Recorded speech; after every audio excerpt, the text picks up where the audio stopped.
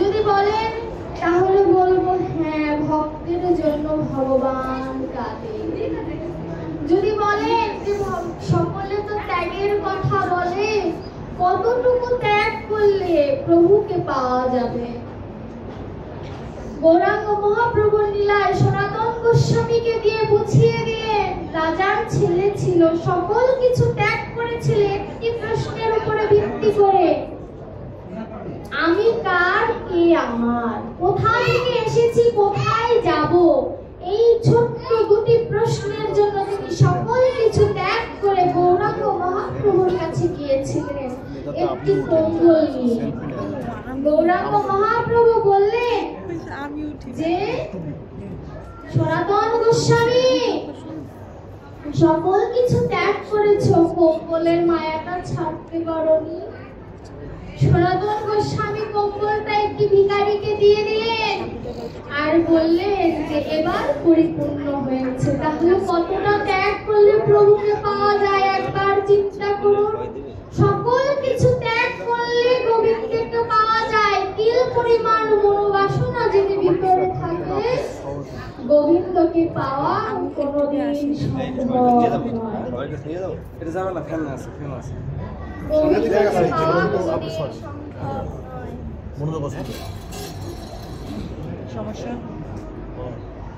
যদি বলেন যে আমি তো সংসারে আবদ্ধ, আমার কি তাহলে ভজন হবে না? সর্বস্বামীর মধ্যে রঘুনাথ দাস গোস্বামী একমাত্র গোস্বামী ছিলেন না, পরবর্তীতে প্রভু তাকে গোস্বামী উপাধি দিয়েছেন। তিনি কিন্তু দাস ছিলেন, কায়স্থের সন্তান ছিলেন, তিনি একমাত্র অগ্রাহ্মণ ছিলেন। রঘুনাথ দাস গোস্বামীকে তার পিতা সংসারে আবদ্ধ রাখার জন্য একবার নয়, দুবার নয়, তিনবার সংসারে আবদ্ধ করার চেষ্টা করেছে। তৃতীয়বার যার সাথে বিয়ে দিয়েছেন তার নাম হচ্ছে সরজ। যখন সরজকে শ্বশুর মশাই ডেকে বললেন, মা তুমি সকল কিছু জেনে বিবাহতে সম্মতি দিয়েছো, তোমার কাজ থাকবে আমার সন্তানকে মায়া জালে আবদ্ধ করার। বাসর ঘরে গেলেন সরজ। রঘুনন্দন গোস্বামী কান্না করছে, কারণ ভিতরে তো তিনি গৌরাঙ্গ প্রভুকে তো বিয়ে করে রেখেছেন। একবার যদি গৌরাঙ্গ মহাপ্রভুর সাথে কেউ যদি সম্বন্ধ করতে পারে, তার কি আর ইহ জগতের সম্বন্ধ ভালো লাগে? সরজকে বলছেন, সরজ তুমি আমার একটি কথা রাখবে। সরজ বলছে, আপনি আমার স্বামী, যা বলবেন তাই আমার রাখা কর্তব্য। পিছনের ভক্তরা একটু ধ্যান দিন, কথাগুলো শুনুন, মার্মিক কথা। সরজকে বলছেন রঘুনন্দন যে তুমি কি আমায় কৃষ্ণ নামের উদ্দেশ্যে বাহির করে দিতে পারবে? সরজ দিবাকে বললেন, শ্বশুর মশাইয়ের আদেশ স্বামীকে মায়া জালে আবদ্ধ করে রাখা, আর স্বামীর নিবেদন আমাকে বাহির করে দেওয়া। সরজ বললেন, এই জগতে সকলের কথা ফেলে দেওয়া যায়, কিন্তু যে ধার্মিক স্ত্রী তার কাছে স্বামীর কথা শ্রেষ্ঠ কথা, তার কাছে স্বামীর কথাই শ্রেষ্ঠ কথা। তিনি বললেন, ঠিক আছে স্বামী, তুমি আমার সাথে চলো, আমি তোমাকে ঘরের বাহির করে দেব। বলল, ঘরের বাহির করলে হবে না সরজ, আমায় বাহির দরজার বাহির করে দাও, তাহলেই তো আমার সার্থকতা। এখানে জীবকে শিক্ষা দিল, ওরে জীব, শুধু মন্দিরের কপাট খুললে হবে না, মন্দিরের ভিতরেও বাহিরেও একটি দরজা আছে স্মরণীপু দিয়ে আবদ্ধ, সেই দরজাটাকেও খুলতে হবে।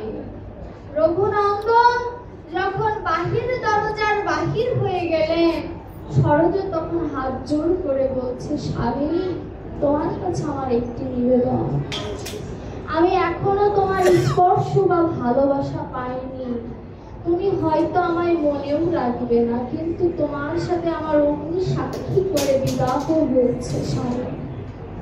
রঘুনন্দন বলল, তোমার কিছু চাওয়া থাকলে আমার কাছে চেয়ে নাও, আর দেখা হবে কিনা তো জানি না। রঘুনন্দন এই কথা শুনে সরোজা বললেন, তোমার কাছে আমার একটি চাওয়া, যার জন্য তুমি ঘরের বাহির হয়েছো তাকে তুমি একদিন না একদিন ঠিকই পাবে, কিন্তু তার চরণে আমার হয়ে একটি নিবেদন জানিও স্বামী, তাকে যেন আমি ওই ভবপারের ঘাটে যেন পাই। সে যদি না আসতে পারে স্বামী, তুমি স্বয়ং এসে আমাকে পার করে দিয়েছে। এই অধম সরোজর কথা তুমি ভুলে যেও না।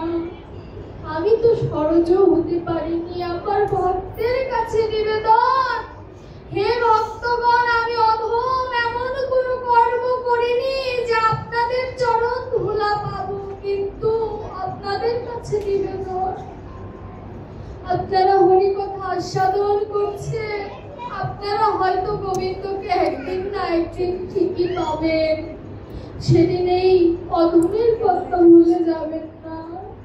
আমি যেন সেদিন আপনাদের সাথে সাথে যেন পার হয়ে যেতে পারি।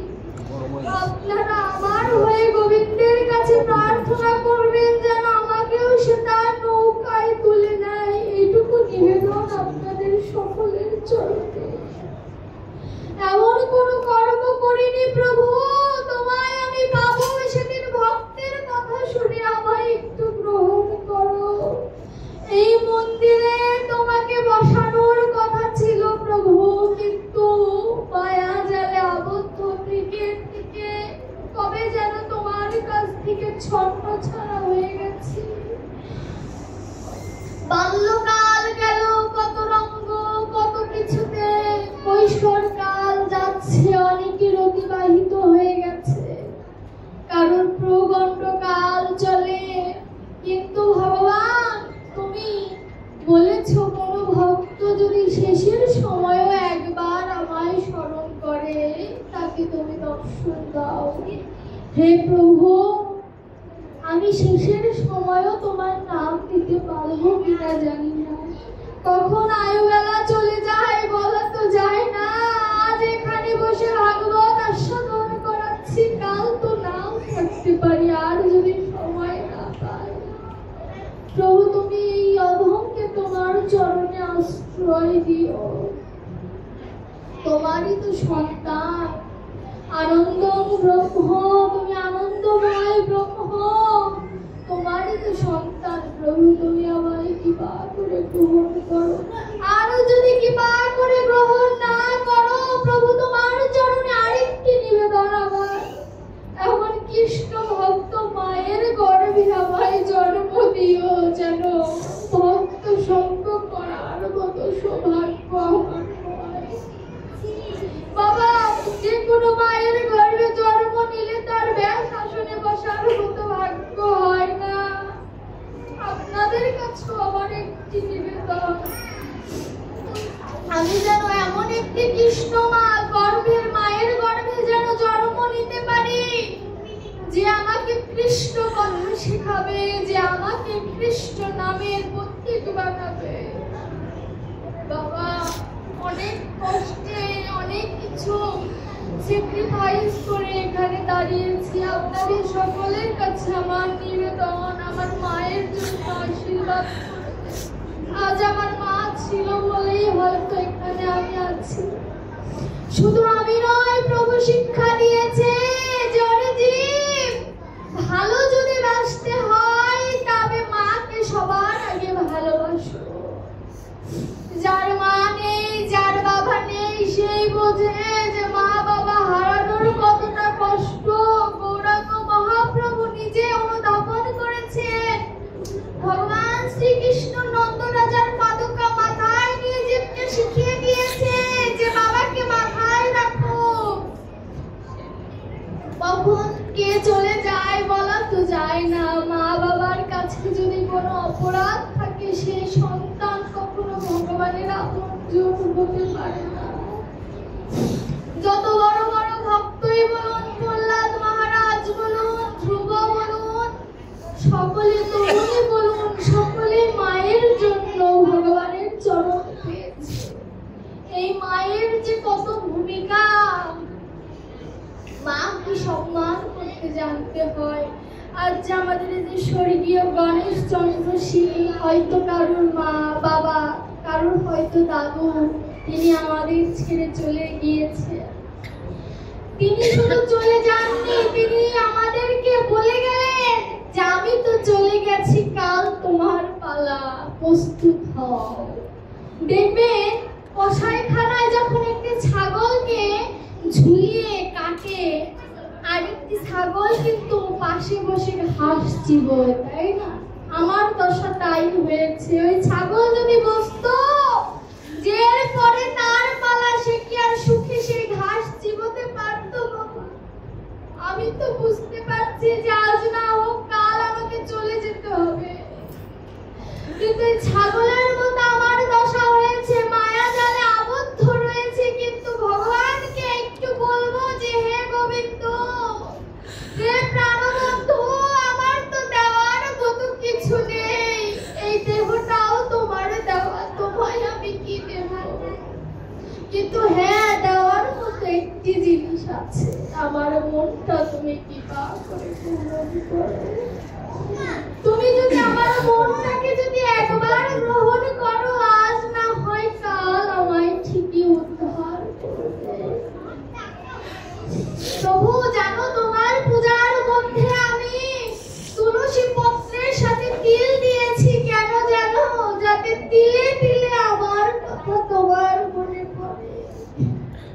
ভগবান, তুমি যে সর্বগুণে গুণান্বিত, কিন্তু তুমি আমার ভিতরে থেকে তোমায় ভজন করার মতো যোগ্য দেহ পেয়েও ভজন আমার হলো না। ৩২টি নারী যখন পেঁচিয়েছিলাম মায়ের গর্ভে, তখন তোমায় বলেছিলাম প্রভু, সপ্তম মাসে যবে জননী জঠরে কেঁদে কেঁদে বলেছিলাম প্রভু মুক্তি দাও মোরে। ভবে গিয়ে জনম নিয়ে ভজিব তোয়ারে, প্রথম সময়কালে স্তনপান কুতূহলে অজ্ঞানে আছি রবতী। তবে তো বালক সঙ্গে খেলাইলাম নানা রঙ্গে, এমতো গায় কিছু দিন। দ্বিতীয় সময়কালে বিকার ইন্দ্রিয় জালে, পাপ পুণ্যের কিছু নাই ভয়। ভোগ বিলাস নারী এসব কৌতুক করি, ইহা দেখে হাসে যমরাজ। চতুর্থ সময় এলো যদি, হরিল চোখের জ্যোতি, শ্রবণে না শুনি অতিশয়। বলরাম দাসে কয় এবার রাখো মহাশয়, লোল চর্ম শুভ্র কেশ কুকুরে নয়ন, আগে তারে ভজনায় এখন কি করবে ভাই? ভজন হলো না, এই দেহ পেয়েও ভজন হলো না। ভগবান বললেন যা যাওয়ার গেছে চলে, কেচ করিস না আর তাহলে। কোটি কোটি টাকা দিয়ে দালানের উপরে দালান বানানো যায়, কিন্তু কোটি কোটি টাকা দিয়ে আর কোনোদিন যৌবন কাল শিশকাল মাকে আর ফিরিয়ে আনা যাবে না। বলরাম দাসের এই ছোট্ট কবিতায় জীবকে বললেন, ওরে জীব, একবার ভজন করা শিখে নে। যদি এ জন্মেও কৃষ্ণকে না পাস, পরের জন্মে কৃষ্ণকে পেলেও পেতে পারিস। যদি বলে যে ভজন করব, আমার তো সময় নাই, আমি ভজন করব কখন? আমার তো সময় নেই, আমি চাকরি করি, আমি পড়ালেখা করি। বললেন চিরদিন কারোর সমান যায় না। আজ যে শিশু দুগ্ধ বই আর কিছু খায় না, কাল সে মেয়ের লম্বা ঘোমটা মুখ দেখতেও কেউ পায় না। চিরদিন কারোর সমান যায় না। পালকি ছাড়া যায় না মেয়ে, রোদের কিরণ সয় না। কাল সে বুড়ি চড়াই ভেরি, তার মুখ পানে কেউ চায় না। চিরদিন কারোর সমান যায় না। আজ যে রাজা রাজ্য সুখে মোহন ভোগ ফকির খুব কুড়াইয়াও পায় না, চিরদিন কারো সমান যায়। আজ আমি অট্টালিকায় বসে আছি, ভগবান যদি বিমুখী হয় 1 সেকেন্ডের ব্যাপার, তুলসী তলায় নামিয়ে দেবে। যত অহংকারী হও, যত যাই হও, ওই তুলসী তলাই আসতে হবে, আর কোনো গতি নাই। রাধারানী কেঁদে কেঁদে তার সখীদের বলেছিল, সখীরে তোদের কাছে নিবেদন, সখী তোরা